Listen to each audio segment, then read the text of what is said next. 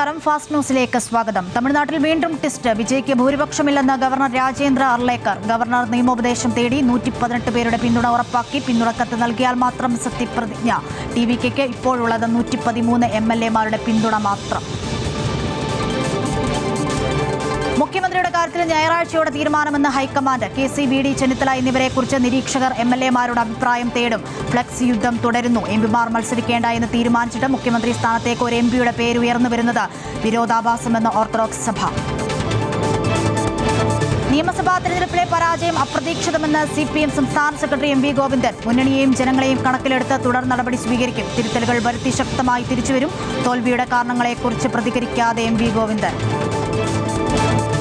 കോടിയേരി ബാലകൃഷ്ണന്റെ വീട്ടിലെത്തി തളിപ്പറമ്പ് നിയുക്ത MLA TK ഗോവിന്ദനും ഭാര്യയും. തളിപ്പറമ്പിലെ വിജയത്തിന് പിന്നാലെയാണ് കോടിയേരിയുടെ വീട്ടിലെത്തിയത്. തന്റെ എല്ലാ വ്യക്തിപരമായ കാര്യങ്ങളിലും കോടിയേരി പങ്കെടുക്കാറുണ്ടെന്ന് TK ഗോവിന്ദൻ. തിരഞ്ഞെടുപ്പിലെ തോൽവിക്ക് ശേഷം പാലക്കാട്ടെ CPM-ൽ പൊട്ടിത്തെറി. പാലക്കാട് ഏരിയ കമ്മിറ്റി അംഗവും പാലക്കാട് നഗരസഭാ കൗൺസിലറുമായ അബ്ദുൾ ഷുക്കൂർ പാർട്ടിയിൽ നിന്നും രാജിവെച്ചു. തമ്പ്രാൻ ചമഞ്ഞ് ഔദാര്യം വിളമ്പുന്നവർക്ക് മുൻപിൽ തലകുനിക്കാനില്ലെന്നും കപടമായ ഔദാര്യത്തെക്കാൾ അന്തസ്സുള്ള നിലപാടാണ് വലുതെന്നും അബ്ദുൾ ഷുക്കൂർ.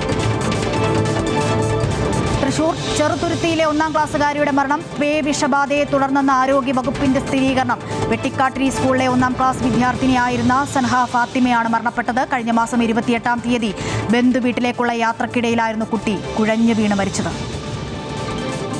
പഞ്ചാബിൽ മണിക്കൂറുകളുടെ വ്യത്യാസത്തിൽ 2 സ്ഫോടനങ്ങൾ. ജലന്ധറിലെ ബോർഡർ സെക്യൂരിറ്റി ഫോഴ്സ് ആസ്ഥാനത്തും അമൃത്സറിൽ ഖാസ സൈനിക ക്യാമ്പ് പരിസരത്തുമാണ് സ്ഫോടനമുണ്ടായത്. ജലന്ധറിലെ BSF ആസ്ഥാനത്ത് പുറത്ത് രാത്രി 8 മണിയോടെയായിരുന്നു ആദ്യ സ്ഫോടനം.